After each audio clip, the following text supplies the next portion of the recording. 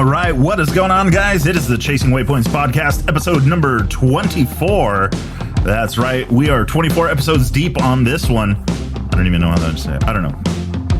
Almost working on our 25th. But super stoked with today's guest. Guy happens to know a little bit about making some horsepower, particularly in the orange department. So hoping everybody's having a good week, getting out there, making stuff happen, doing some rally, hopefully doing some rally stuff. Turn that party down. Ding. So looking forward to the weekend. Baja 500 coming up this weekend. Can't wait to see what we have got in store for that one.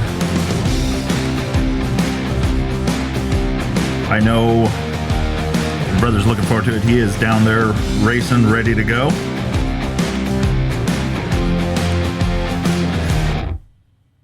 All right, so we got the link over to our guest. This week's guest is none other than Chris Parker, Rottweiler Performance. So, got a chance to talk to Chris down at the Sonora Rally. A little bit about this badass bike that he built, Husky 501. Wes was riding that thing around, putting it through its paces. Very impressive bike build. Also running the Tower 1. I want to talk a little bit about the rally tower setup that he had on this bike. It was very, very awesome. Ton of stuff, but my bike's little by little turning into a Rottweiler build. Trading parts out, swapping in, putting some of Chris's stuff in there because, well, it's just rad. So we got the link over to him here. It'll probably just be a second to get him in here. But super pumped. Turn down the party a little bit more. So, for those of you playing the home game, I don't know if you know this, but we do have Rally Kazakhstan going on. But instead of talking to that, let me turn this thing down. How about we talk to Chris Parker? Chris, you there? What's happening? I am. Hey, what's up, dude? How you doing? Good. You know? Does everything sound okay on my end? I'm in the machine shop machining triple clamps. Nice. So, I don't know if you can hear the machines in the background, but hopefully not. If so, I'll move. Yeah, we can hear them a little bit. All right, I'm going to move. All right. I'm just setting some tools. Yeah. How you doing? Nice. Thanks for having me. Yeah, absolutely. I'm excited. Definitely get, me too. Find out a little bit more. It's an honor. No, awesome. Honor is mine. I'm talking to Chris Parker, right? The KTM horsepower guy. Last I checked. With the dyno charts to prove it, which is awesome. Yeah. I think that's probably even though I make them all up. Oh, correct. Yeah. According to our favorite forum jockeys. Okay, so you went to school to figure out how to run the dyno, and then right behind it, you went to a Photoshop school to learn how to change the dyno charts. Exactly. Okay, exactly. got it. Yeah, you don't even need the dyno. You just need Photoshop. Oh, okay, got it. That's all. Photoshop is good for at least 15 horsepower. And 14 or so. 14-ish. Yeah. And people thought stickers was that. Yeah. Nice. So triple clamps for the 790? Yeah, we've been working on those for about 7 months now. And we're kind of at the last stretches of the production, and there's a lot of setups, a lot of tooling and processes and things, and we're kind of pretty much to the end of it. We're in production now. There's a lot of excitement for them, and the idea for us is we're not known like X-Trig or some of these other companies. We're not known for triple clamps. Mm-hmm. So the idea is if we do release something like this, it has to be absolutely so perfect that I don't want people to get a hold of a product of mine and look at it and go, oh, that's nice. Rottweiler decided to try. Yeah. That's, what I mean? We don't do that. Anything we do, it has to, I have to basically climb to the top of that mountain, plant my flag and say, bring it on. So they're coming out. The idea was we spent a lot of time and a lot of money and trying to make these things absolutely perfect, and I'm really proud of them. So we've been working really hard on them. So Well, yeah, I've seen the spy shots, and I've seen the little intricacies and details and stuff that you're doing, and I think that's, spot on. Like you're not just trying to copy what KTM did and then just make it out of billet. Like you're improving upon it. no, that matter of fact, I was talking to the I know the head of PG&A, which is parts, gear, and accessories, and I started sending him some spy photos, and he says, there's been some rumblings in KTM, that the 790 is popular enough that they should make some power parts, triple clamps. And I said, well, I beat you to it. Why don't you just buy mine? There you go. He's like, well, we have to go through a mountain. You probably have to send us about 50 of them. We'd have to crush them and do this and do that. And he's like, he was actually like, he's like, I'm actually kind of jealous of you guys because KTM is so corporate. They have, just to sell any of these power parts, it takes, everyone knows who's tried to buy power parts, and when they have a brand new model, you can't get them for like a year. It's kind of a joke. Yeah. And they have to go through so many layers of bureaucracy just to get a part out there. And the U.S., KTM in the U.S. used to have a lot more freedom. They would just, go out to vendors like us and Arc Levers and whoever else and go, hey, can you just make what you're already making orange and sell it to us in quantity? And they could do that. And, Austria being Austria, put the kibosh to that and put 50 more layers in front of that, so. Yeah, how modulated. Yeah. And so it's just a lot easier for us to get things to market, and that's the beauty of being aftermarket is you can beat the factories to nearly everything, which they hate, but it is what it is. Well, and then you do a little R&D, just a little. A little bit. Just a little bit. Just a little. Yeah. So so that helps. I know I'm still impressed, and I'll be honest, I was a little bummed that I didn't see Wes on the 790 at Sonora. I wanted to see it up close. I was real bummed, and a lot of the 790 development kind of sprang from that because we went down and did that, and fortunately we got through the race. I was amazed at the bike. It took everything Wes dished out, and he's not easy on bikes at all. And I'm not entirely sure I mean that as a compliment. So he can be expensive, but he can be good. Yeah, he's expensive, man. He broke 2 subframes on the Husky. That cost me $1,000. But no, he's fast, but he just goes through stuff. When I raced, I kind of go around stuff. But that's not always the fastest way. He goes through stuff, and but the bike lived. But we learned from that, and I turned around and I put hundreds of hours into this race bike.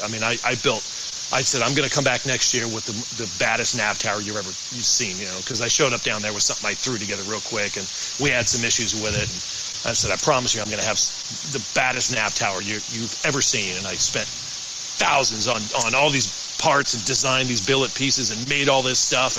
And then, I was like, what else can we do to make this thing? And I really wanted to show up to this rally and a number of other events, with this 790 or 890, whatever, was available at the time, and just knock everyone's socks off. Just like, come out with something, And so racing that last year, part of the reason we race, if that question gets asked at any time during this podcast, is because it just breeds this development. It breeds these ideas. You'll see something, you're like, okay, let's do this. And it kind of pushes you into development, whereas people or companies that aren't racing, they just kind of, what should we make? What should we do?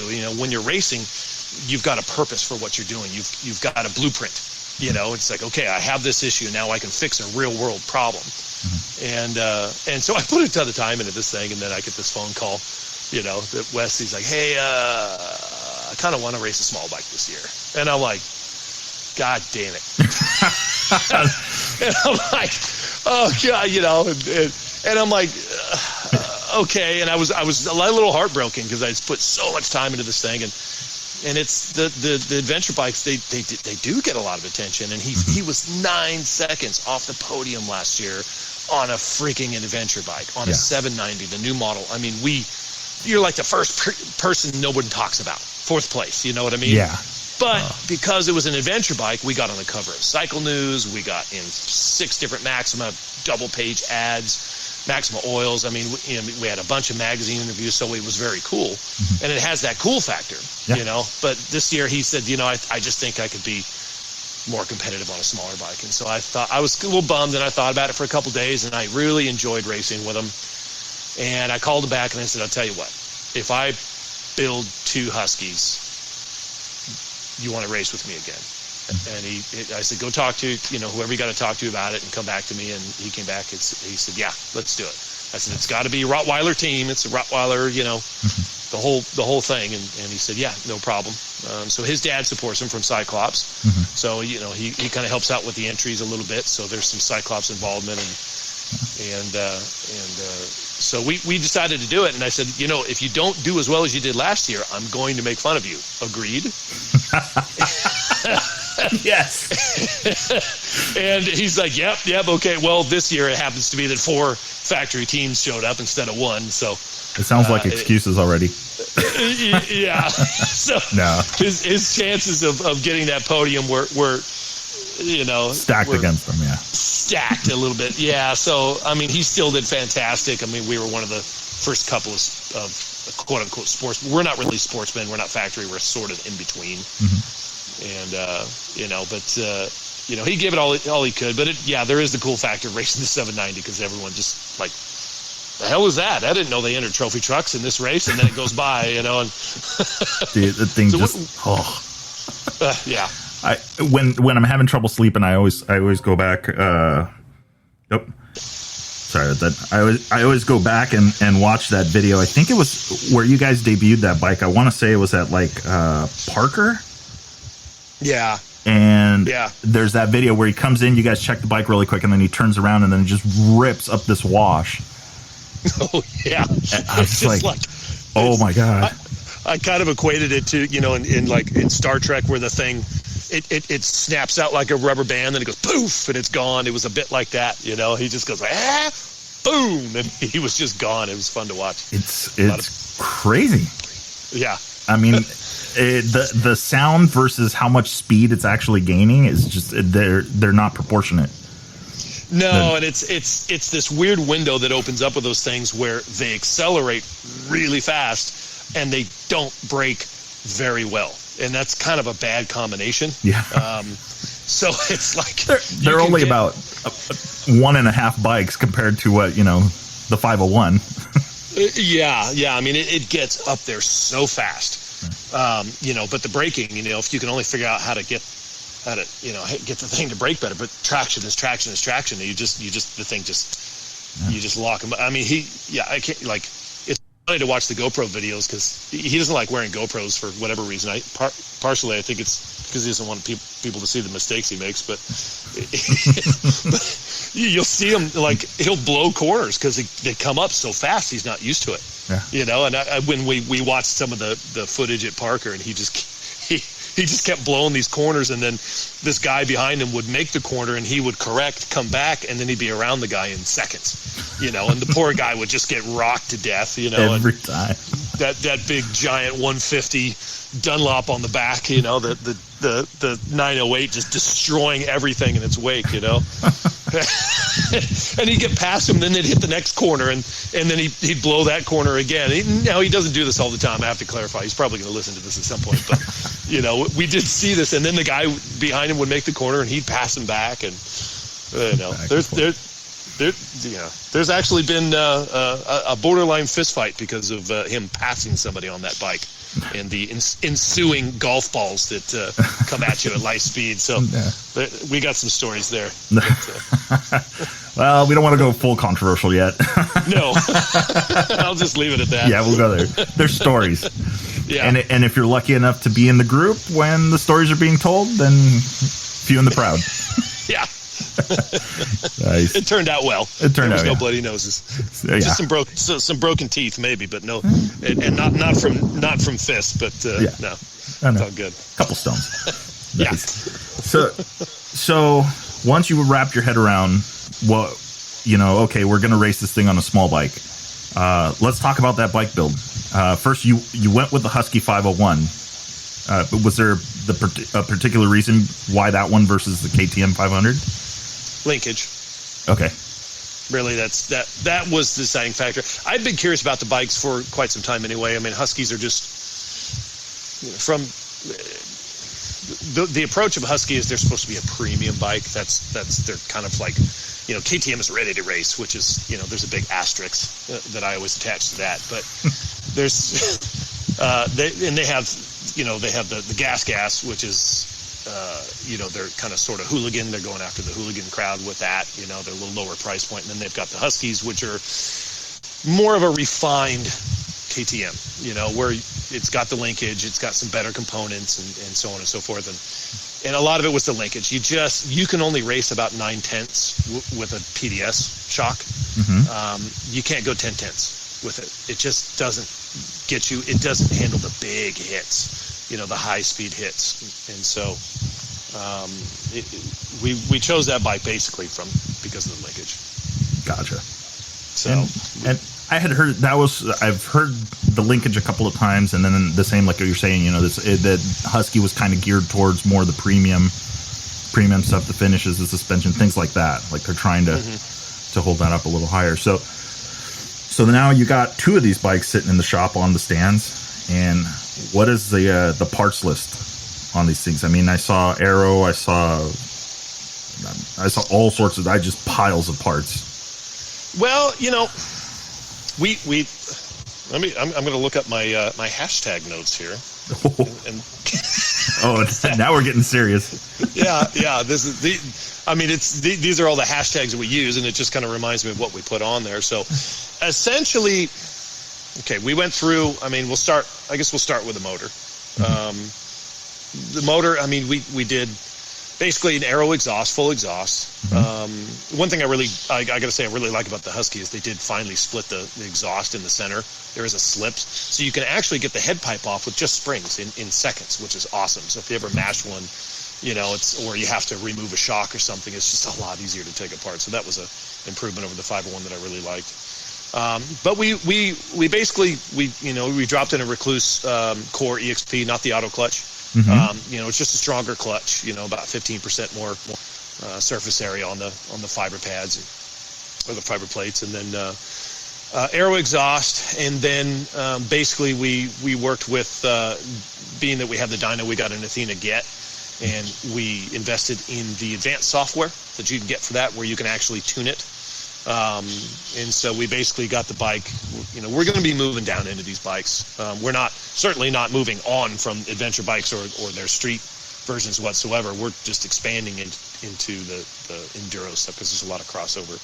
So this was a great opportunity for us to kind of like showcase what we can do with these bikes as well. Because I've been racing these since, for about half my life, these size bikes. It's really kind of my thing. My background is score. So, it's nothing new to us. It's just the adventure market I just kind of fell into, and there was a big gap in the adventure market of tuners and people actually modifying these things in the way that we are. So we kind of chased that down, and we're still heavy on that. But we wanted to also expand into these bikes. So we got we put the Athena Get on there with the tuning software and got it on the dyno, and basically just tuned and built West 2 tunes. We running the map switch, and we ran on map 1 as a power map, and then for rally, because we didn't have the 8 gallons of fuel packed all over the thing, or I don't know how many liters that is. I'm supposed to talk liters when it comes to rally, but we basically made him an economy map as well, so it basically burned a bit leaner, somewhere in the low 14 to 1 air fuel ratio, which burns less fuel, makes a couple less horsepower, but burns less fuel on the days we really had to stretch it out. And so that's basically all we did with the motor. We didn't really, when I was racing Baja, we'd get into the transmission, and we'd isotropic polish the gears and balance the cranks and do all kinds of exotic coatings on things. And as we grow into this, we'll probably do a bit more than that. It's kind of diminishing returns as far as labor and costs go. You can gain a ton. Just by yanking the reeds out of the thing, it's 8 horsepower to the tire. Just by pulling the intake reeds. And we verified that. There's been a couple other guys that verified. They claimed 10. We saw 8 just by pulling it out. It's literally a 2-minute thing. You don't even have to map the thing. Yeah. So a lot of horsepower with there. So that's the only thing I was missing is pulling the reeds out. Gotcha. So we went from 42 horsepower, and by the time we were done, we had 56 to the tire. So a good, healthy 14 horsepower. Yeah, that's crazy. To the tire. Yeah. And the crank is probably 16, 17, which is substantial. And it's everywhere. I wish I could show you the curves, but there was no trade anywhere. It was just gains across it was really fun to see on the dyno. Yeah. So we did that, and then obviously we changed the gearing, made it a little bit taller. I went a little bit taller than normal. I kind of went with a Baja gearing. And Wes struggled with it. It was a 1547, which is what we used on the Hondas in Baja, and it seems to work with the KTMs pretty well.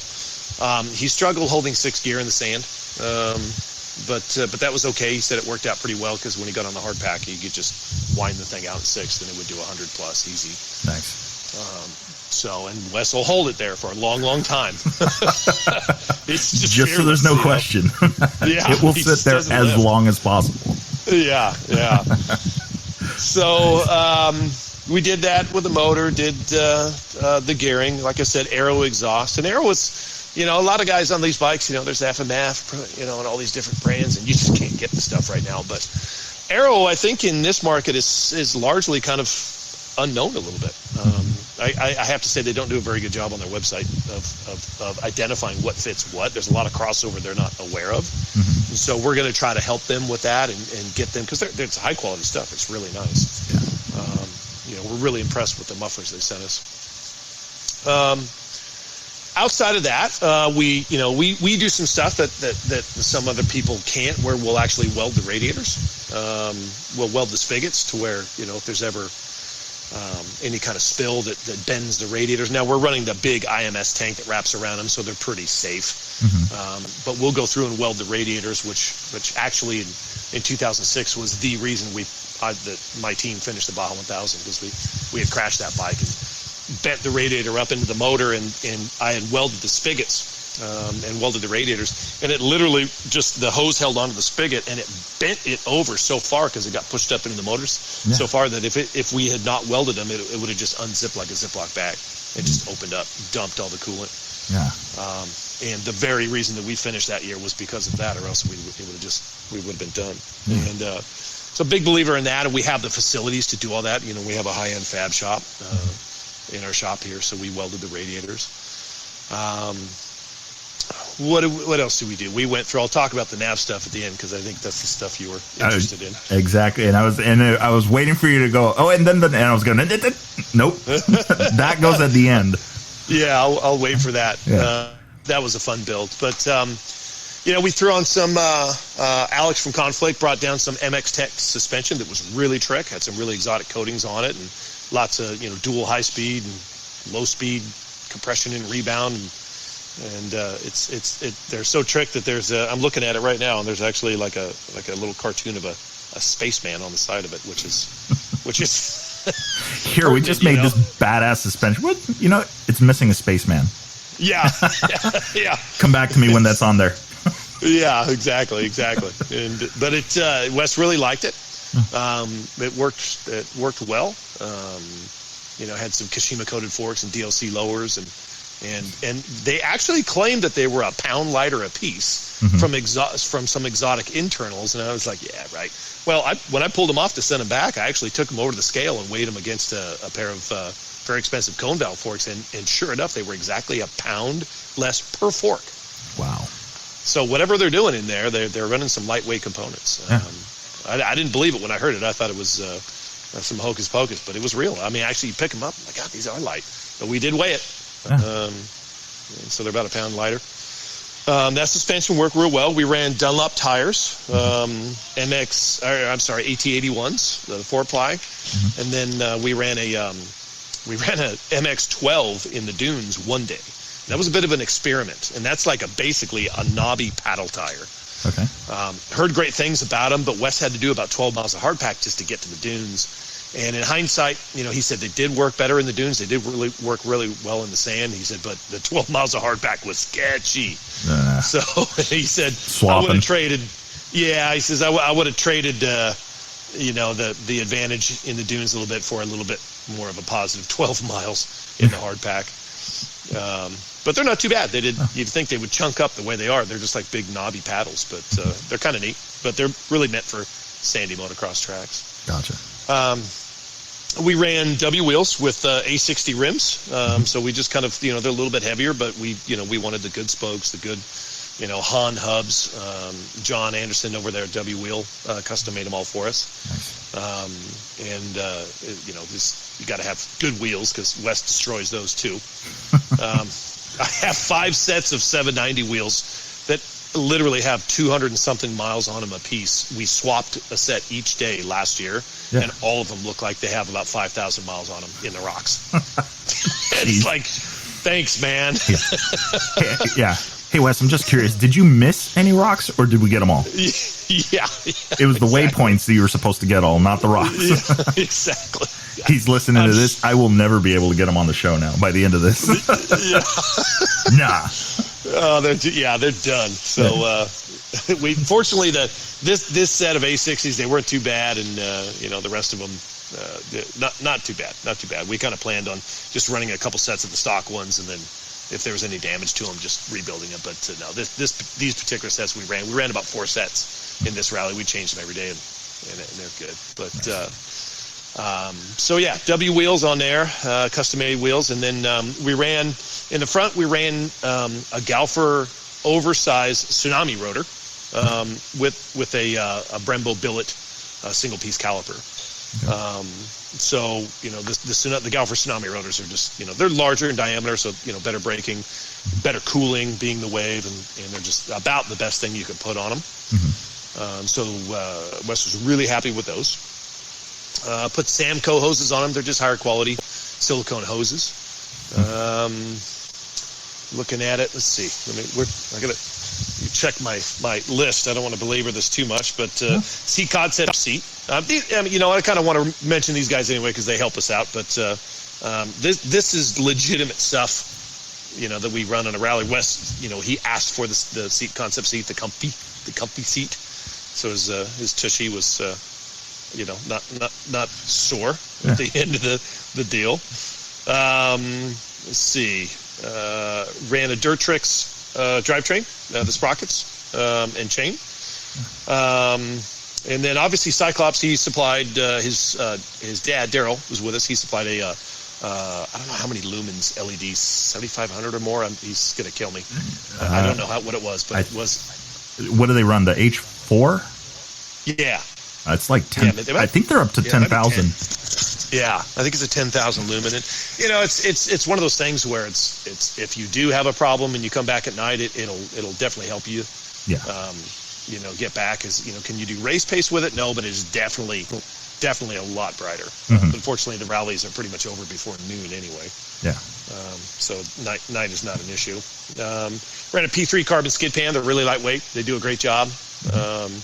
Those are a lot lighter than the aluminum ones. IMS oversized gas tank. We did the 4.6. Originally, I was going to do the smaller one, and they said no. We need to run the big one. And so it's a bit obnoxious. It's a huge tank, but we're glad we had it. And we had the quick dump as well. So on the timed fuel stages, we had a bit of an advantage because a lot of the rally bikes, they've just got the caps and they just have to dump them slow. Mm-hmm. So we were able to come in and quick dump him within 4 seconds. He was gone, which was really cool. And he was hoping for a breather. Yeah. Well, one of my employees just did the 10 hours at Glen Helen solo in Ironman. Yeah. And we put a quick dump on that, and he's putting on his bike. I'm like, you're not going to want that. I go, after about 8 hours, you're gonna wish I was fueling you as slow as possible. But in the end, he was a champion, man. In the end, he actually he was 27 seconds from first place in Ironman for 10 hours straight. Dude, that's 4 crazy. p.m. to 2 a.m. And his lap times were almost identical every time. Real proud of him. That's a good. And you've got. I actually stop really quick, but. So everybody's. So I think he was racing, and then I think your girl in shipping or that side of it, she Jessica. races too. Mm-hmm. Yeah, she races women's expert. Typically wins. Sweetest thing you'd ever meet. She's absolute assassin on a dirt bike.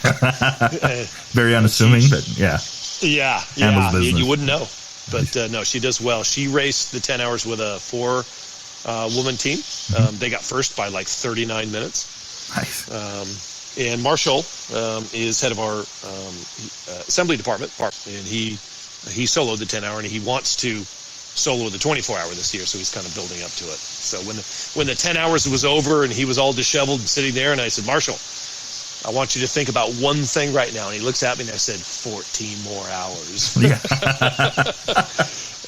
And he's just like, yeah, buddy. So, but he's confident he's going for it. But yeah, we try to hire, not to segue, but we try to hire, moto minded people, that understand the sport, that have a passion for it. And, and we're very careful about culture in here. We don't just we don't just hire any Tom, Dick, or Harry. There's been people come in here that are well qualified for certain jobs, but just don't quite fit. Yeah. We want to make sure that everyone in here is excited to be here and is into motorcycles in one way, shape, or form. I don't think I have a single employee that doesn't either ride or that doesn't ride. I think everyone rides except my wife. She'll jump on the back. Yeah. Close enough. Yeah. We've been. Oh yeah. She'll do wheelies on the back. She's a great passenger. She's good. Which is the whole culture thing is huge. I won't name the company because I think this was kind of embarrassing, but on any given day that you would walk in, there was 4 motorcycles in front with maybe 80, 90 employees on staff at any time.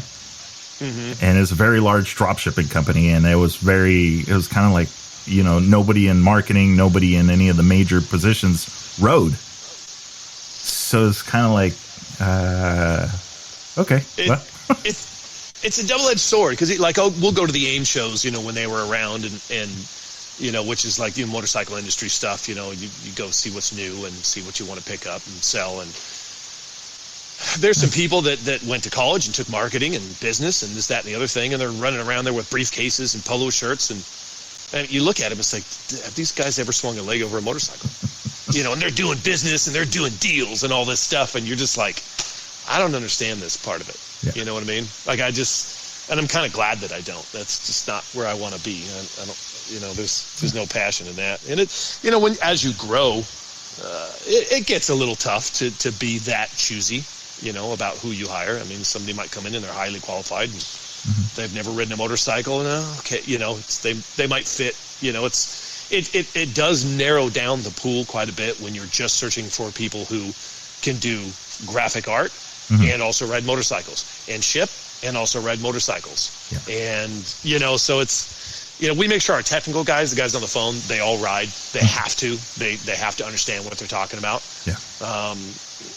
We've got a new guy, Tanner, from, Cycle Gear, so he understands how to speak motorcycle parts and how to talk to people and, that sort of thing. So, we tend to focus on that. Shippers, do they have to ride? No. They just need to know how to ship and not make mistakes. But, we're fortunate that, the ones we have, they ride. So. Yeah. Nice. Yeah. Yeah. All right. So let's see where we get to the end. Are we almost to the tower part? I think we're to the tower part. That's pretty much the long and the short of the rest of the bike. It's something that anyone can build. Yeah. That's kind of what we like to do, is show people that this isn't completely unobtainable. Some of it is, but Well, and how much of like what we just talked? I mean, this is all stuff that you can get on the page, right? Or you guys got this up? As far as like on our website? Yeah, if I had a 501, I could start looking through the pages and start getting some of this stuff that you guys ran.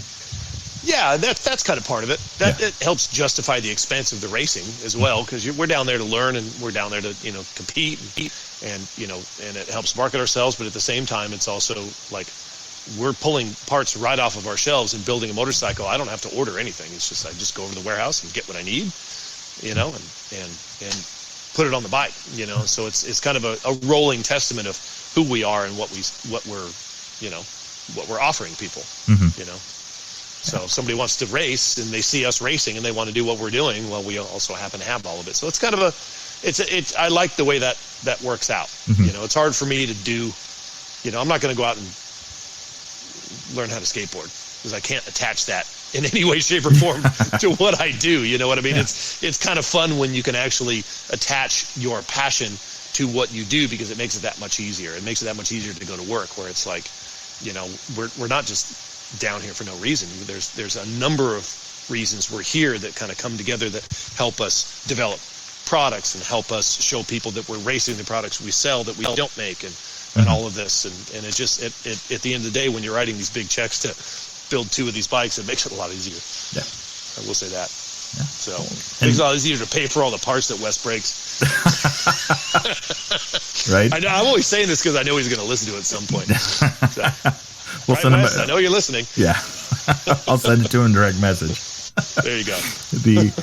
So yeah, and to me, one of the biggest things that I've seen in working in the industry and riding and doing that kind of stuff, and is exactly what you're doing, is, okay, here is this part, and I'm not talking about it because I know that the profit margin, the spiffs, the whatever. No, this is like literally a part that if I was building a race bike tomorrow, this is a part I'm going to use on this race bike because it actually works. Yeah. That's when we develop stuff that how much money we can make off it never crosses my mind. Yeah. Ever. I feel very lucky that we can actually make a decent living off of some of the things we've built, but it never starts out, how much money can we make on this? Yeah. You know, it starts out like, I want to make this. So the triple clamps, I'm 7 months into this and probably $50,000 in tooling and $180,000 in machines just to make them. Now, I can use those machines for lots of other things, but you know, it's just the desire to do it. I want to do it. No one else is doing it. Yeah. I think one company in Italy tried, and they were horrible. They just looked like they'd murdered a rider. But they built literally like a MotoGP triple clamp with like 3 bolts, and it's like, no, you don't do it like that. But I've never heard of them since. But you know, nobody was doing it. We want to do things like that, and you know, I feel fortunate at the end of the day that we can actually turn around and people want them and want to buy them from us, and that's really cool. Yeah. But there's a lot of things we've done. It's like, I'll never make any money on this, but you know, they're fun to do. Yeah. They draw people into our website and they find other things, you know. But it's you know, we get a lot of people calling us up. They're like, I love what you guys do, and they're like emotional about it. Yeah. And it's so cool to hear that. At the end of the day, it's like, that's cool. Yeah. You know. And the passion comes through in what you guys do, and then it's all backed up. I mean, I think this is the first bike I would have ever considered, but I have one of the intakes for the 790 sitting downstairs. I haven't installed it yet, but it's there, and because I know flat out is like, you know what, the gains are there. I looked at the chart where I felt like the bike needed a little more pick me up. It just so happens to be, you know, right where this thing also helps out. So yeah, why not? And then the stuff that you've done, you know, like with customers, you've built that loyalty with them. It's like, hey, you know, I know you got this, but you know, if you purchase this, we're doing this now. Let us know. You know, is cult the correct term? Could it be? It's just this cult-like following. Yeah, I've been accused. I think my favorite term is Rottweiler fanboys, because you get the trolls from time to time, and they're inevitable. They're there, and they get this cancel culture. People who, you know, they're angry because there's a part that's back ordered and they're going to burn your business to the ground. So they go to the nearest Facebook group and just try to burn your business to the ground. And the great thing is we don't have to lift a finger, because about 50 people that love what we do will go in there and just drill these guys. And so they call them the Rottweiler fanboys. You know, it's like, you know, I don't think that's the case. Yeah. They're just people that are happy with what we're doing and don't agree with you. Yeah, exactly. And it's sold out. I wonder why. Yeah. You know, come on. Yeah, let's connect the dots here. All right, for those playing the home game, demand. We've had some people that were dead serious and they're like, your business should operate exactly like Amazon. We're like, really?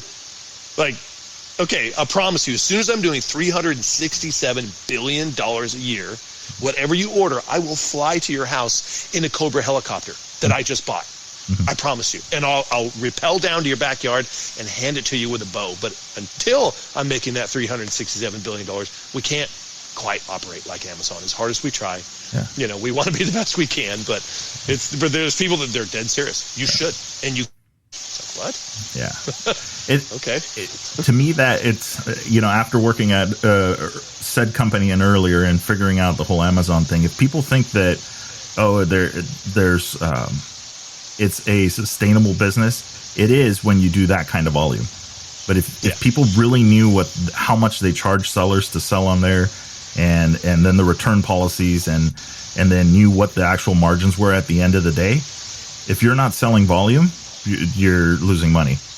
And the only problem with that with volume is that now you start turning around, and now it's like, okay, well, where can I save money? Where can I order this in bulk? And when can I get it yesterday? So I would tell those people, don't buy from us. Yeah.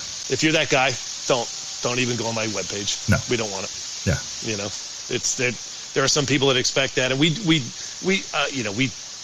got a great crew, and we've got some incentives, for them, meeting their goals, every day and getting all the shipments out, and we work really hard, but we're, it's like any other business, like White Brothers or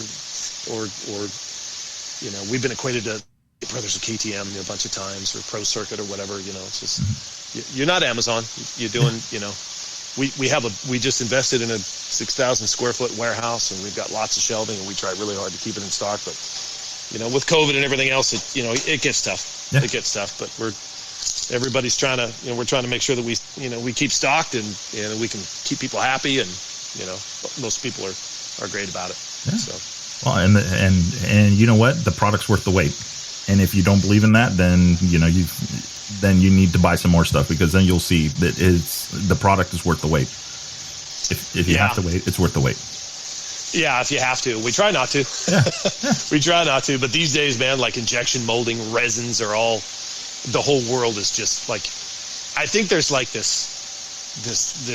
was this rubber band kind of thing, like ripples in the pool kind of thing that happened, or this tug of war, like COVID happened, and then it kind of screwed some things up, and then you saw this yo-yo effect, I guess would be a good way to describe it, where there was this kind of back and forth that kind of reverberated and got worse and worse, because you saw companies starting to see shortages, so they panicked, kind of like toilet paper, and like, I'm going to buy a whole bunch of it. And so they all start snatching it all up, and then everyone's like, oh God, it's disappearing. I got to get some of that too. And then there's like this weird panic right now where like motorcycle parts are literally like the new toilet paper. Yeah. And it's fantastic. I'm not complaining, but we usually try to keep, supply above demand. Obviously, anybody who's running a decent business is trying to do that. Supply went way down, demand went way up. So there was just this big hole. Yeah. And so the best we could do is just lock people's places in line with parts and do the best we can to get a hold of stuff. But the whole industry is just like going through this yo-yo effect, where like this like echo chamber of reactions are happening, where like just getting our injection molded parts done. I mean, we were supposed to have parts a month and a half ago for our intakes, and we can't get the resin. And so now we're working with plastics engineers to try to find a different sort of resin that our mold was not made for, and things like this. So, trying to work through all that, and hopefully it'll kind of subside and everything will be okay. Yeah. Eventually the toilet paper will be back on the shelves. Yeah, which it is. Yeah. Best thing I saw on that whole thing was when some of these places started getting smart and said, we have a temporary return policy that means no returns. Yeah.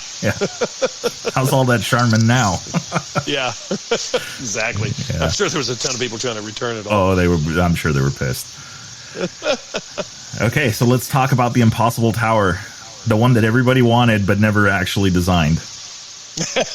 Well, we that was a fun thing, and the tower you're referring to is that we did a breakaway tower that actually comes back on its own, and I haven't been in rally my whole life. I kind of fell into it because it just, this business and what we do kind of aligns itself with that. My background is off-road, which is score, which is basically just go down pre-run the course and go as fast as you possibly can while currently scaring the crap out of yourself constantly, which is not much different from rally. Rally is like going as fast as you can while trying to solve a Rubik's Cube, which is equally, if not more dangerous. But I've always gravitated towards mechanical engineering type of things. I like, when I was a kid, don't tell anybody. This is between you and me, but I built a quad from scratch. Don't tell anybody. But when I was a kid, my family, we had quads. We'd go to the dunes, and when in my early teens, I couldn't afford back then that was like the heyday of race quads. These things were handmade. There was a number of companies that made frames and chassis components and A-arms and suspension components from scratch. They were like trophy trucks. And that was really attractive to me, but I couldn't afford any of it. So in my late teens and early 20s, I built one from scratch, and I worked at Rottweiler Motorsports. So I was part of the Pikes Peak program that had the world's record, and I was able to work around some of the brightest engineers in the industry that all had IndyCar backgrounds and Formula One and GTP car, and it was all part of the Toyota family, which was Dan Gurney and Precision Preparation Incorporated, which was PPI. They ran the Ivan Stewart off-road truck, and then I was at Rod Millen's. And I really liked the engineering aspect of things, of making things that had an action and movement. And I think when I was a real little kid, I was the younger of two brothers. My brother was 5 years older, so I got all the hand-me-down Legos. So I never had any kits or instructions that said, here's what to make. Here's a lunar lander. Make this. I just had a bunch of Legos in a bucket, And so I would always make things with hinges and things that moved and I wouldn't make a thing that didn't do anything. I always made things that moved and did something. And I've always been fascinated with the engineering aspect of designing something that serves a purpose. And when I started looking into rally, you'd kind of find yourself on some of these forums, the Rally Kit Builder forum. There's a Facebook group, that I pop onto every once in a while. And you always see these discussions of safety. And I had built something for the 790, and somebody got in there. It's like, whoa, it's not breakaway. It's too rigid. You're gonna hurt the rider. And I'm like, well, there's lots of things that'll hurt a rider. Quite frankly, he's on a 790. For Christ's sake, he's already relegated himself to the fact that this is very dangerous. But there was this discussion of breakaway towers, and I started looking at this, and it's like, okay, and which is a great thing. And they're like, okay, the upper bolts are plastic and the lower ones are metal, and if you smash into it, the plastic bolt breaks, and you can carry spares and all this stuff. And I'm like, which is great, but I'm looking at this going, okay, now you've just added insult to injury, because now you're on the ground, and okay, you got saved your face, but now you got a thing to fix, and now you're out there. It's going to take you 10, 15 minutes to fix this thing. And I just was like, there's got to be a better way. And so on this round, it kind of gave me the opportunity to kind of play around with that a little bit. And we have a thing on the 790 called the Trans Saver, which is essentially a gas strut that gives way so you can't hurt your transmission. It's got a linkage transmission, so we replaced the rod with a gas strut. And if you stomp on it too hard, if you hit a bump and you stomp on the shifter, you're not going to bend anything. You won't hurt anything. And so it's this gas strut, and I had these around, and I'm like, man, I started thinking, I'm like, there's got to be a way to put the whole nav tower on a hinge and then just put it on a gas strut. And you can get the gas struts at all kinds of different pressures and strengths and to hold different weights. And so I started designing this thing, and I kind of had it in my head for a while, and I'm thinking, okay, how can I make this thing so if Wes ever crashes hard, it's going to save the very expensive Tower 1 that we were running on there. And B, and more importantly, save the rider if the rider, hits this thing or smashes into it. And how can I kind of custom tailor this thing to kind of match the weight and give way? You want to be as rigid as possible, but give way when it needs to. And so I work better under pressure if I procrastinate. I need that pressure on me to kind of to focus. Otherwise it's like, I don't need to do this right now. I can just put it down and move on to something else. But when a rally's coming up and it's a couple weeks away, it forces me to really knuckle down and do things. And sometimes I purposely wait, just for that reason. Yeah. But I had this thing from from concept to fully machined and made in two full long working days. And you saw it down there. Yeah. And we designed the thing to where it broke away forward on the gas strut but would come back, and B, it actually could break sideways, left to right, and hinge left to right. So we used I designed it on I didn't use any kind of solid CAD. It's kind of not necessary. Most of it's two-dimensional, so I just used old school CAD. I'm very fast with it. Yeah. And so I designed a pivot in the middle, and I had two Delrin kind of friction washers on either side of this plate that you can kind of custom tailor. A little conical washer on there where you can kind of custom tailor the pressure and how much friction, how much force it takes to break it to the side. You felt it. You pushed it aside a number of times to get the chip chips out in there. Mm-hmm. Yeah. And honestly, like the thing right out of the gate, the first day you're always worried about it. Like, okay, what are the no-see-ins? What's going to go out? Is the gas strut going to give out? Is it not going to take Wes's abuse or the abuse of the weight of the road book? Is it just going to start flopping around? And honestly, like we went through the first day, and Wes actually came in. He's like, I ate it on this thing. He's like, and I used it. He's like, I face planted right into the thing. I felt it give way, and I went right through it. And I was like, wow, cool. And it's what you hope to happen, and how you hope things will work. But you always go out there with your fingers crossed going, okay, here, here's the way I think this thing's going to work. But we didn't have any testing time because Wes lives far away, and it's expensive for him to fly in and test and ride, and the suspension guys in Texas, and it just, and things were a little bit late. And business it's hard for me as the owner of this business to really kind of focus on just that. I have a lot of other irons in the fire constantly. Mm-hmm. So we just went down there with this untested thing, and throughout the rally, he tested it for me probably about 4 or 5 times. On the final day, he said he face planted right into the thing, boom, just right into that, and he said it gave way.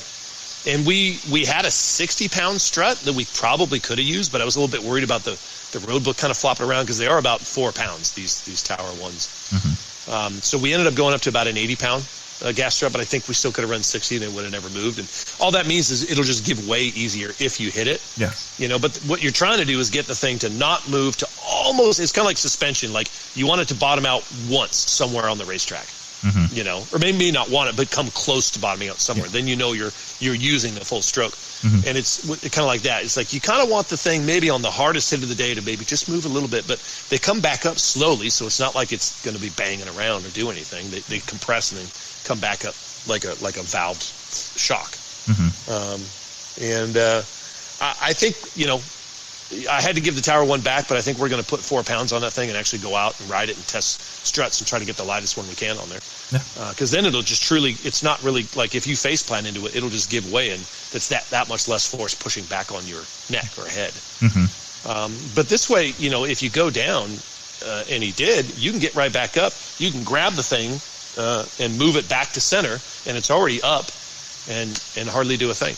Yeah. And the idea is to try to.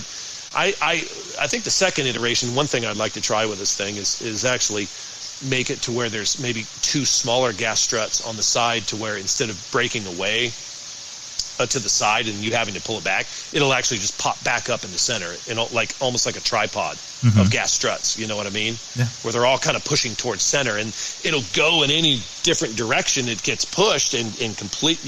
Until it you try to give it as much travel as it can before it hits something else. Mm-hmm. Like a fork or whatever. It's going to limit its travel to give way. But to put like maybe 3 struts on there. And they're not very heavy. Actually, I mean, you saw the thing. The whole apparatus was probably a lot lighter than some of the lightest ones out there. Mm-hmm. And it made it a bit easier. Wes doesn't mind them on the handlebars.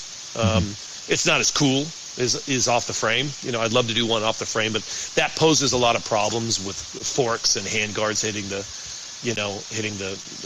road books. Mm-hmm. Yeah, you just kind of run out of room. Whereas if it's moving with the handlebars, you can actually make things quite a bit lighter. The caveat is it's moving around, but Wes, I don't have any problem with it on the handlebars. Yeah. So we just kind of went with that, and it worked. We're really happy with, to be able to kind of make something that could be the catalyst for some. Even Ricky Brabeck down there was scoping it out, and he was asking me a lot of questions about it. And he's like, Dakar's kind of on us pretty heavy to make something safer than what we have. And he was really interested in the concept, and I said, I'd be interested in helping you. It's not very difficult, but to kind of like be involved, it's not like you're going to make $1 million making these things. Rally's relatively small, but just to kind of have your name on something that improves safety is kind of neat. Yeah, I think. Well, and it really is a big deal, because even in the previous rallies, like working at Baja Rally and stuff like that, like it was one of those things that you come back and you see the road book, the paper road book holders, from like the F2Rs, where the glass is broken. So the riders went into these things, at least once, and it's just one of those things, and I completely agree, and I think that I'll rewind back to, okay, this thing does not look like it took you 2 days to build. Like that's shocking, because like I knew you had said you had kind of thrown it together at the end, and it was kind of a quicker project, but definitely does not look like 2 days. Like this looks way more refined than just 2 days worth of work. And well, thank you. Awesome. I was actually kind of amazed at that myself. I stood back, and you kind of come out of this fog of design fury, late nights and coming home at 1 o'clock in the morning trying to thrash on the machines. And we've got about 5 CNCs here, and 3 of them are very friendly. They're kind of designed for prototyping. We have 2 that are doing the triple clamps, where it's like you don't even want to try to program or fire these things up unless you're making 100 parts or 1,000 parts or whatever, because they're just so complex to program. Yeah. Whereas these other ones, they're very easy to program. They're not quite as capable as a higher end, like our other 2 Doosan's that we're doing the triple clamps on, but you can program things fairly quickly. And the neat thing is that the hard thing is you got to make tooling to kind of hold the part while you machine it, or what's keeping this thing from flying away once once you're done, cutting it out with the end mill. So you have to make some sort of tooling to hold the thing, but the cool thing is once the tooling's done, I would take the first one off there, I'd slap another piece of metal in, hit go on the machine, and walk over and start fitting the parts while a second one was being made. So I actually went down all the parts you saw. I actually had 5 complete sets of spares. Nice. That I could have rebuilt that thing 5 times. Yeah. And that was all that stuff was made within those 2 days. Using that same kind of process where, okay, cool, tool's done, just slap another part in there, walk away, and go fit it. Yeah. But I really feel very fortunate and very lucky that the thing, there's hardly anything I would change. I might make a couple of refinements here and there, but there's hardly a thing I would change on it. And it's still the bike's apart in my shop, but it's still on the bike. And I'm looking at it going, I think it's good. Yeah. Yeah. The design, like I said, it already looks refined. And yeah, like you said, there's a couple ideas, a couple things you can do, to break away left and right and stuff like that. But the big thing, and we said this a bunch of times when we were talking about it, but it's like, yeah, everybody wanted a breakaway tower until it was time that it broke away. Yeah. Yeah. And you're like, okay, great. Now what? It's the insult to injury part, literally. Yeah. Well, and then like you said, like, oh, okay, yeah, the idea that you mentioned, right? Yeah, metal bolts at the bottom, plastic bolts at the top. Okay, the plastic bolts broke. Now I'm on top of the sand dune because I face planted it off of this witch's eye, and I've already dropped 2 of them in the sand, and they're not coming back. And I've got 1 more to make it happen. It just doesn't. It's not practical. And in a game of time, it's very not practical. It's completely the opposite of what you want. So you solved the problem that probably these people were trying to think their way out of for years, I think now. And I hope this doesn't come across as, just say it. Come across wrong, but it kind of amazed me. Like, why hasn't anyone done this? Yeah. It seems so simple, and I don't want that to sound, braggadocious or anything. Nothing of the sort. It just kind of baffles me. It's like, why hasn't anyone done this? It seems so simple.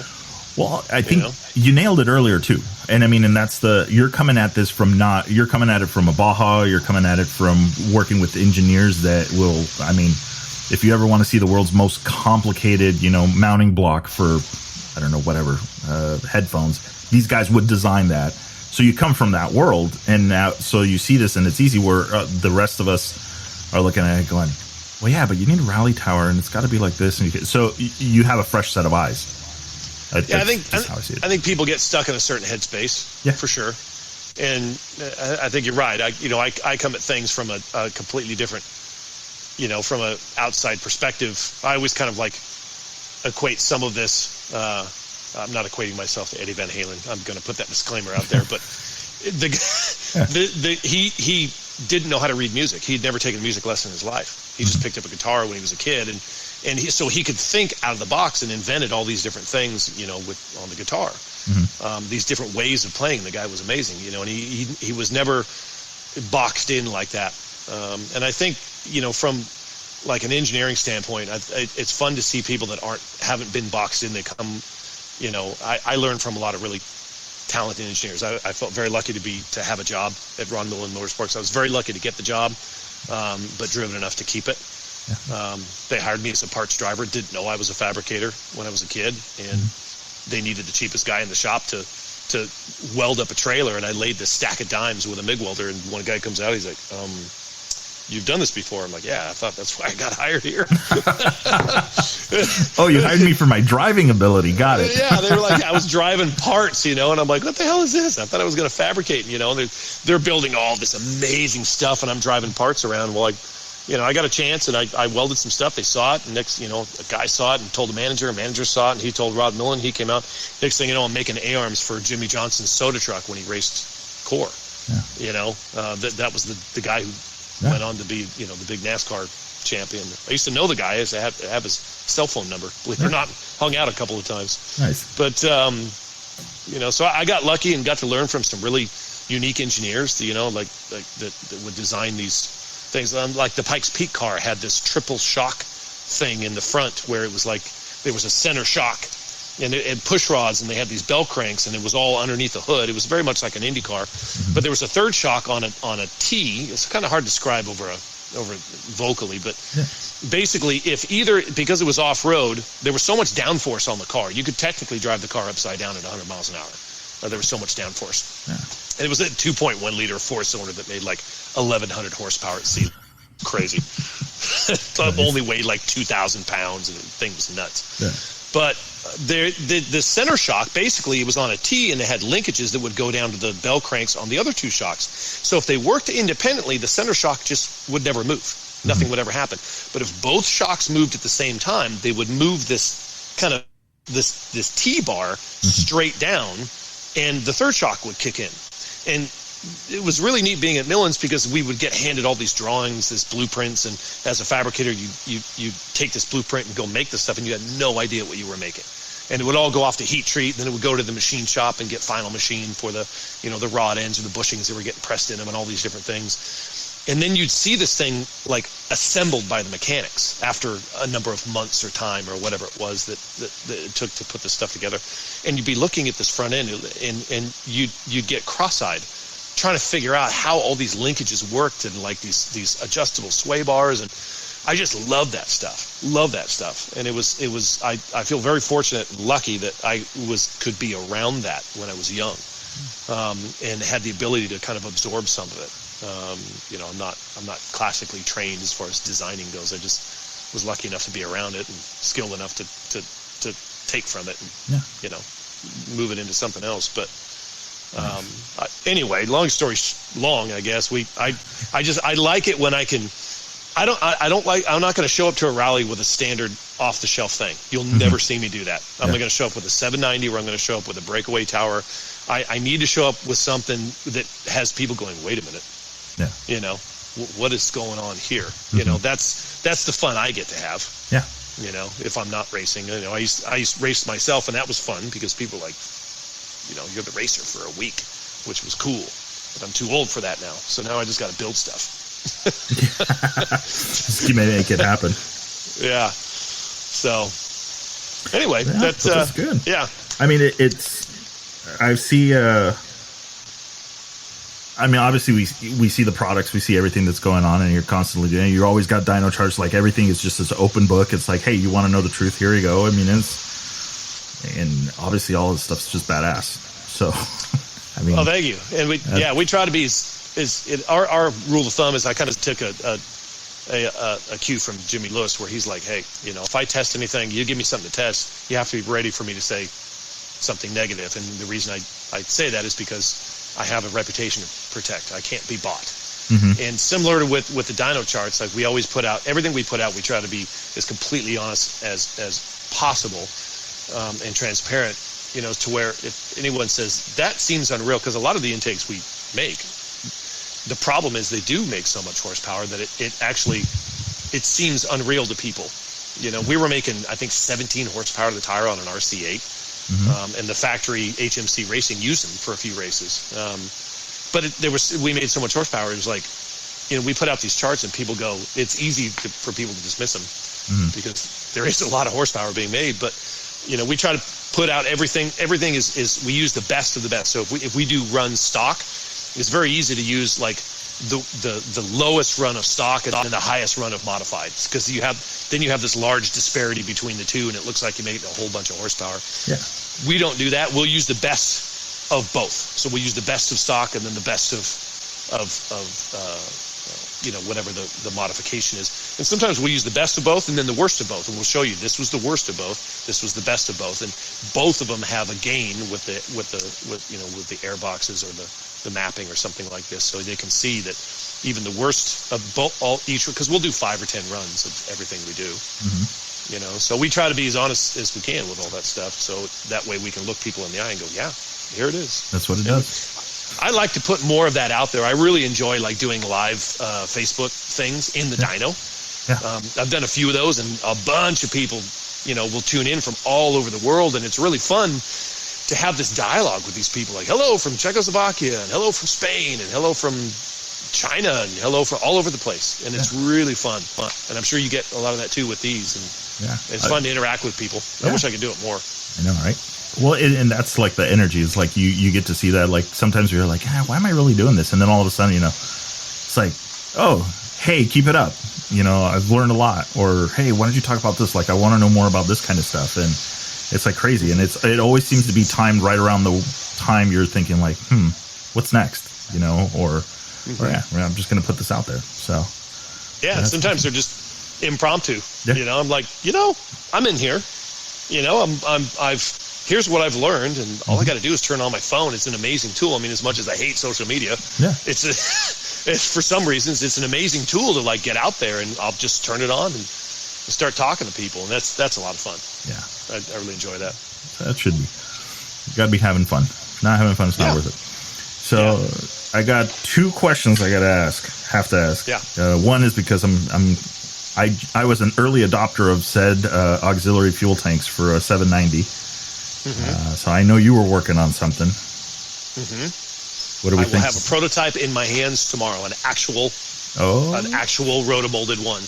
Nice. So the way these work is all these things take months. Yeah.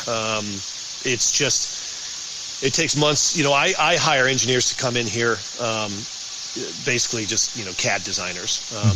I kind of engineer the thing. I come up with the idea and I wave my hands around. Mm-hmm. But I've got a few professionals I work with that have 3D scanning equipment, and I've often wanted to buy 3D scanning equipment. It's about $100,000, maybe $60,000. But the problem is having the software to do anything with it is another $20,000, and then having a person who's educated enough to do anything with it. So I tend to hire out for that, and I've got a great couple of guys that I work with. Yeah. And so you bring them in, and we scan some stuff, and you basically let them know what you want to do. And they start building it. And there's a lot of back and forth between emails and drawings, and they send you the file, you look at it. And once you get to something, then it's making the prototype. And we actually had a styrofoam prototype made to physically fit in the bike to make sure, because it's a pretty hefty investment making these molds to make these things. Yeah. And the styrofoam prototype was $2,600, and it was made on a 41-foot long, $1.5 million 5-axis CNC machine. And that was the only company I could find to make this thing for me. And they're like, yeah, we could do it, $2,600. And what these machines are made for is they make plugs for boats. Like if you design a boat, you have a CAD design for a boat, you need to make a plug to make the molds off of. And they do trophy trucks as well, trophy truck bodies. So we got this thing, we fit it in there. And then once we have that, then we're like, okay, here's the tweaks we need to make. We make those tweaks, and then we start working on working with the companies for the molds. And so we have the mold made. And it's a hell of a thing, too. There's a lot of nooks and crannies in this thing. We wanted to fill every space we could. Yeah. And we have one that is supposed to show up tomorrow, an actual working one. So nice. 2 of them, actually, are showing up. So really excited about that. We designed that with our intake for the 790 at the same time. And we purposely kept it quiet because we wanted to kind of reward the people that were buying our stuff. And bought our intake, and once we released the intakes, we said, hey, by the way, guess what? We're also doing this too, and it fits with our airbox. And we like to design things. A lot of times when we design like the airbox, I try to stand back and look at the whole thing and say, okay, if I'm in the process of redesigning a thing, how many other benefits can I weave into this design?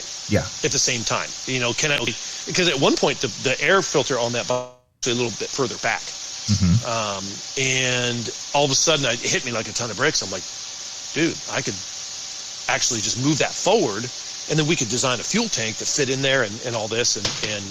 And so we did that. And then we let everyone know, and there was a lot of excitement about that. And, there's guys like, that'll get on your Facebook and they'll go, why would I want that?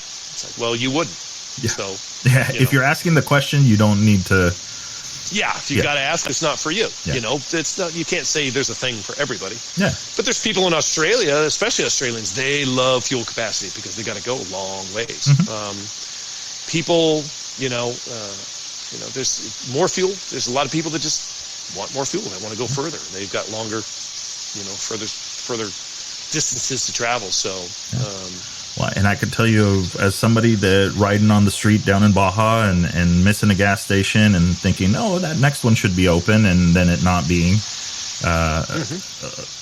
it's easy to get ahead of yourself and run the bike out of gas, and then doing short rides where you're really on it. In case some people forget, you do have 2 pistons to feed, so those 5 gallons don't really go as far as you think they're going to go. When you're on it. We had an aluminum one that we designed for the 990. This is long before the 790 was even thought of. And I tell you, I did, we rode to Cabo once or twice, and I was with a group of like 5 other 990s or 950s or whatever. And I had this fuel tank, and just having that, it was a great feeling. Just knowing that, like, I'm the last guy that's going to run out of gas. Yeah. And it wasn't very, I like to try to design things where they're not very obtrusive, and there's this space underneath the seat that was just kind of dead, and I'm like, I could probably fit a gallon or more down there. And right now we're looking at around, the solid model says 2 gallons, but it's not compensating for the wall thickness. So my guess right now is about 1.5 gallons. I might be surprised. It might be more or less. I'm not entirely sure until I get it and fill it. But right now we went with a 4mm wall thickness, and you can stand on the thing. So we think we can go with a thinner wall and get more fuel in there because they're rotomolded. So, but at least a gallon and a half. That's 75 miles. On a. Depending on how it's mapped, 50 to 75 miles that's how much would you pay not to walk that far? That'll be the tagline. Yeah, exactly, right? In Catavenia, when I almost ran it out and barely made it back to Rosario. Oh, yeah. Yeah. On a hot day, I'd pay a lot. Yeah, you're stopping at every house like, hey, ¿tiene gasolina? Yeah, exactly. And hoping. Oh, yeah. And hoping. Yeah. It's like, dude, I'll give you $10 a gallon. I was gonna say, for those playing the home game, you'd think that $5 a gallon is expensive. Wait until you run out of gas in Baja. Yeah. And they're, you know what? To their credit, they're usually they just want what they paid for it. You know? True. But it's like, no, man, I'm giving you $10 a gallon. Yeah. You saved my ass on this one. Yeah. Yeah. Nice. All right. So what should we be keeping an eye out for? You guys got anything coming from Sonora Rally or anything else that we need to be looking at? We actually have a 45-minute movie that we shot down there that we're really excited about. So I hired a full-time media guy, and he is the gentleman. His name is Scott Murphy, and he is the guy who he filmed our 2019 690 intake video and our 790 installation video, which you've probably seen. I have, yes. A lot of really positive comments on that, and he was kind of a freelance guy working for a cell phone company, making cell phone videos, and he just was like, I want to be in motorsports. I love motorsports. So he called me one day, and so I said, I've really been wanting a full-time media guy just to see, what we could do with that, what kind of fun stuff we could put out. I mean, there's a lot of work stuff that he could do for us, but we also wanted to do some things that I've been wanting to do for a long time. And, for years, for half my life, I've been going down and doing these events, and we've had some like, Baja 2000, when we raced Class 10, 46-hour race, we got first place by 19 seconds. And there's like literally a movie wrapped up into this race and no one there to catch it. And, from time to time you see somebody put something together and you're like, wow, you get to relive it and it's so cool. And you're like, somebody put forth the effort to make this. How cool is that, And I've always loved that. And so I hired Scott, and his first day was Saturday, going down to Mexico with me to the Sonora Rally. Nice. And I know you saw him down there, and he had the gimbal camera everywhere, and so we would kind of do these interviews all over the place, and we're trying to put together an arc of a story. And we kind of wanted to do it, for a number of reasons. A, it's marketing for us for sure. B, we get to show off our sponsors in a way that no one else does. Somebody might, put a story on social media that's gone within 24 hours, and that's what you get for your money. It's like, no. We're going to put out a 45-minute movie about us running the Sonora Rally, that showcases all this stuff, all the help that the sponsors gave us. It allows us to go back and relive it. We're really hoping that a lot of the guys down there and the Sonora Rally organization themselves, will host it on their site. I think it paints them in a great light. We had a blast. I just wanted to do it. Yeah. I just wanted to, it's taken, 3 weeks or so, or to put together, and Scott's been doing a great job. We've gone through a couple little iterations here and there. I actually we had video of Andrew puking his guts out, and he wanted to put it in the film, and I go, and this is Andrew Short I'm talking about, and I sent it to him. I'm like, hey man, my media guy really wants to use this, but I don't want to use this without your permission. And I said, I'm pretty sure the answer is no. And he's like, no, it's cool. I'm like, really?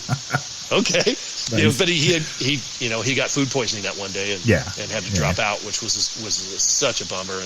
But that's in there, and we tried to capture the moments, and we're really excited about how it's going to come out. So this Tuesday at our shop, we haven't put anything on our Facebook yet.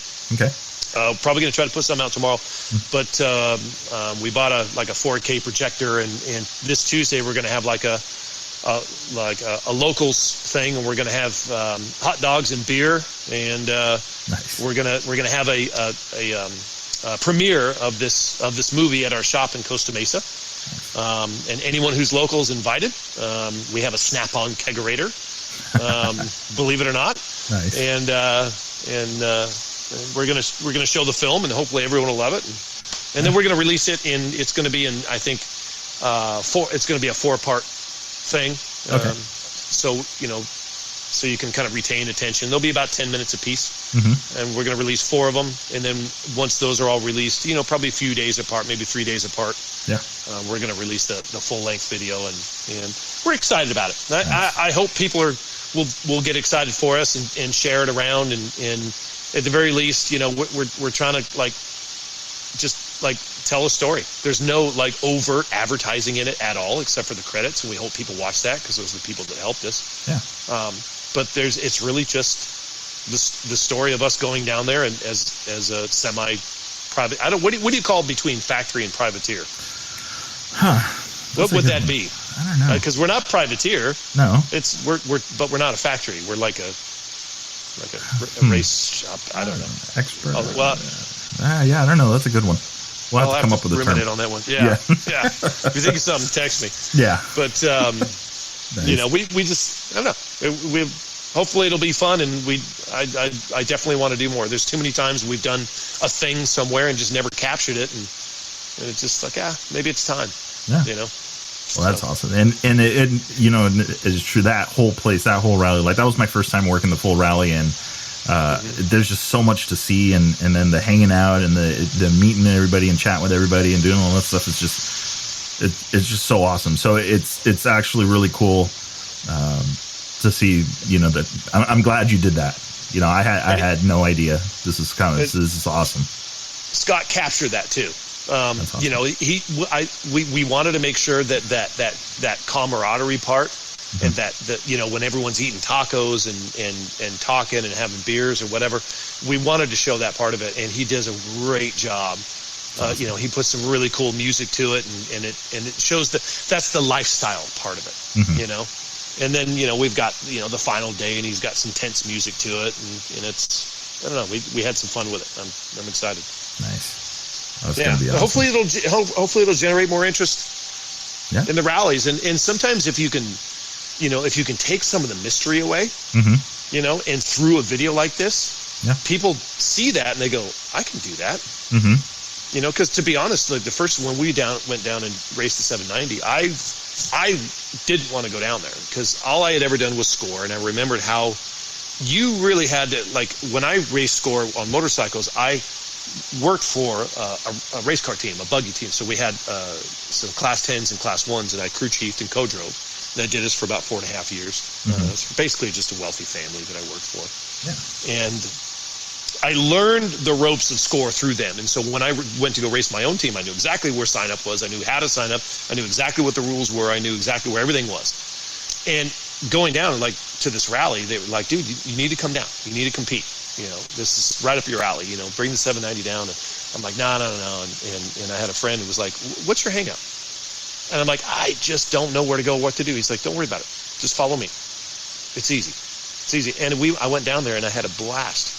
First time I'd ever done one. I didn't really know that. And we had an absolute blast. They went to these amazing places, and it was like, this is easy. It's not, I mean, the Baja 1000 is extremely stressful because it is nonstop. You can't make mistakes. You don't have time to fix bikes or change tires, or you do have, I mean, you have time, but it's all on the clock. You got to go. And it's very, very stressful. And that's just all I could pull from information-wise of what I thought this was about. And a lot of people were like, dude, it's so much fun, you know? And so I said, okay. He's like, I said, I'll meet you down there and I'm just going to follow you. And so I did. And then, like anything else, once you do it, it's like, cool, I get it now. I'll do this again. It's like the KTM rally. I had heard about this thing and we're like, let's go do this. We went out there, and once we figured it out, we love it. It's the best thing. It's our favorite event for the entire year. So hopefully this video will kind of help people with that. At the very least, they can see it and go, oh, that's cool, because we show sign up and contingency. We show what it's about. We show you guys putting in the chips. We show us mounting the nav gear and the kind of like the trickiness where they kind of throw stuff at you. You don't get some of these gizmos until you're down there, and you got to be prepared to wire these things. Yeah. And you know, we had a little hiccup on the nav tower with some bolts getting in the way, and so we kind of overcame that and fixed that issue, and we show that in the video, and then we show the racing. We show you know, some of the problems that we had. We got extremely lucky one day, on the third day, when Wes had a catastrophic moose failure on the highway. We happened to be behind him, and it was a complete accident. If we weren't there, and we caught it all on camera, and if we weren't there, we would have been out of the race. He would have been sitting there. He might have been able to text us and through a spot and say, hey, here's where I'm at. Yeah. You know, but we happened to be right behind him when the moose popped out and locked up his final drive and just literally ground him to a halt. There was a truck right behind him that almost rear-ended him, and we almost rear-ended the truck. Wow. We didn't get that part on film because he wasn't filming. I wish he was, but he turned on it was funny because the cameraman runs out of the truck, and he's you know, everyone's scrambling around, and we're you know, we happen to be there with the trailer and the truck and all the tools and the tires and the spares and all the stuff. It's like, what do you want me to do? I'm like, go get the camera. Do what you're here to do. That's what I want you. That's the only reason you're here. And he just got caught up in the moment like anybody else, you know. He was like, what do you need? What do you need? And I'm like, I need you to go get the camera because that's what I go, I don't want you to. Yeah. He's like, oh yeah. And he runs and gets the camera. And so it just kind of in the video, it just kind of clicks on. You don't really see what happened, The context of it. Yeah. Yeah. It's all of a sudden he just had to cut to it with some text, but, anyway, I hope people enjoy it, and I hope it takes some mystery out of stuff, and I hope this Sonora Rally organization enjoys it and maybe shares it, and who knows? Yeah, who knows? Yeah, but we're looking forward to it. Yeah. So yeah, next Tuesday we're gonna, I think around 6:30. Look on our Facebook page. We're gonna have a. I think when you air this, it'll probably be the day before that, but Sunday morning, Sunday 10 a.m. Okay, couple days. So for the Southern California guys that want to come here, like I said, we're going to have pizza and hot dogs and barbecue, and we're going to show the thing and try to have some fun with it. Nice. And that's Tuesday at 6:30, most likely. 6:30. Okay. Give people a chance to get off work and get over here. I think I'm kind of coming down with something. I'm not sure if I'll be able to go to work on Tuesday, but yeah. There you go. There you go. They don't listen to my podcast anyway, so I think I'm safe. I'll vouch for you. There we go. Nice. Well, that is awesome. Dude, I really appreciate you taking the time and going over that bike with us and the rally tower and learn some history. Rottweiler, where all this got started, where you got started on. This is awesome. Yeah, well, thank you for having me on the show, and I was thrilled that you reached out. I know about the podcast, and I'm honored to be on the show. So thank you very much for having me. Yeah, no. Well, keep doing what you do, please. Thank you. Just give us more time, so I know so I can call Visa and MasterCard about higher limits or whatnot. You're not the first one to make that joke. We actually used to have an ad that said. See if I can remember this correctly. This was a literal ad that we took out in a magazine that said, Rottweiler Performance, making your KTM better and your marriage worse since 2011. Nice. It literally said that. No, I think that was like the best ad we had because I like that stuff. We had another one that said, I think keeping your kids out of college since 2011 or something like that. Well, but we get plenty of people call us with the secret credit cards and the hidden PayPal accounts their wives don't know about. Well, that's what I was going to ask. How much do you charge to make a second invoice with a lower amount that actually represents what we told her it was? Oh, we do that for free. Oh, okay, cool. There's no minimum purchase. No, we know the drill. We know the drill. Yeah. We actually have a rule. Anybody, if anybody brings their wife or girlfriend in here, we'll give them a free. We have women's T-shirts, and we always give their girlfriend or wife a free T-shirt. Nice. Just kind of, just cool. Yeah. Make the car ride home a little better, Yeah. Shuts them up is what it does. Oh man. The glares that we get sometimes, like, stop telling him about cool stuff. Yeah. Sorry. He's asking. Yeah. We'll keep him away. Yeah. Problem solved. Nice. All right, sir. Well, I'll let you get back to machining some parts and making some stuff happen, and we'll look forward to hearing or seeing the videos start coming out after Tuesday. Awesome. Cool. Really enjoyed the time. Thank you so much. Thank you. It was fun. All righty, sir. Same here. Yeah. All right. We'll see ya. See ya.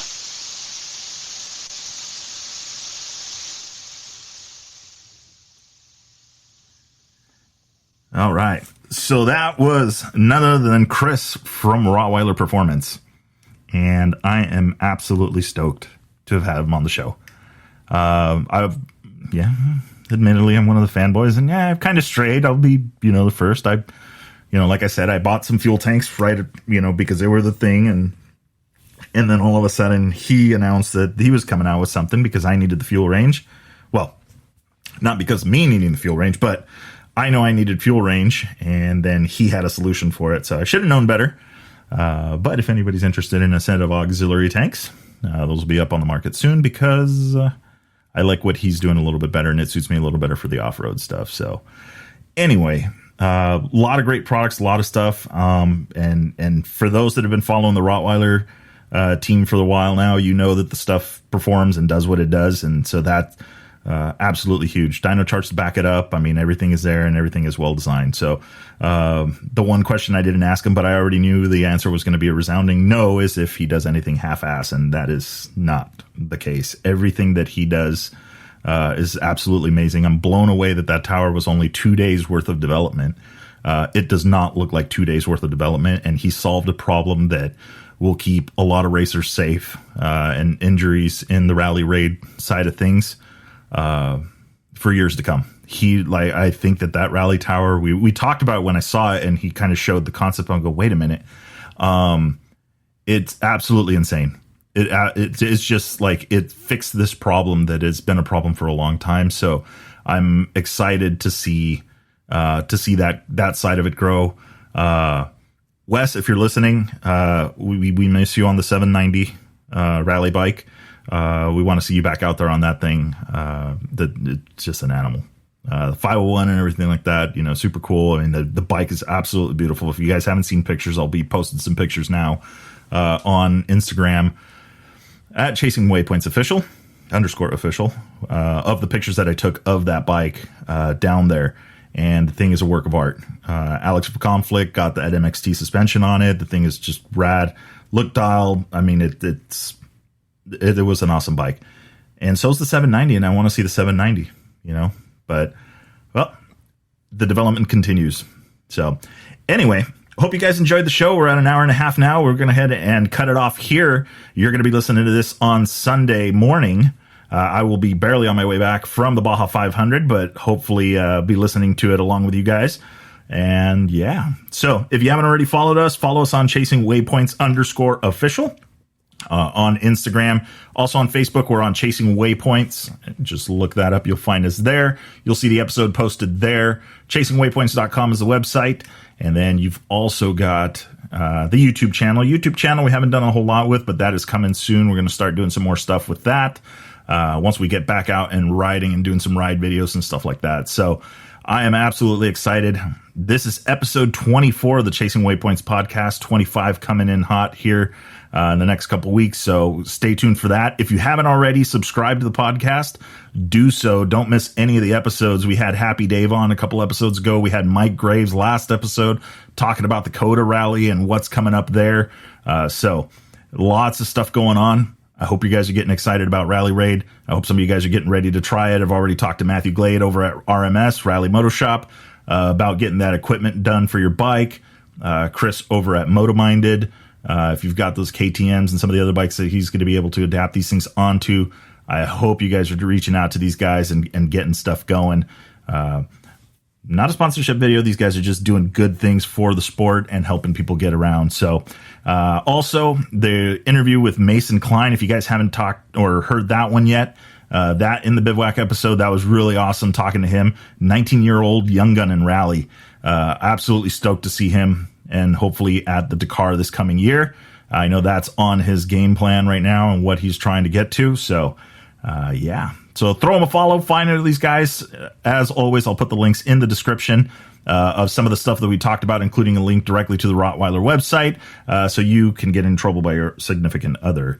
Or, as you heard, they do make alternate invoices for free of charge, as long as you're buying product from them. So anyway, that is a wrap. We will see you guys for episode 25. Until then, stay safe, shiny side up. See ya.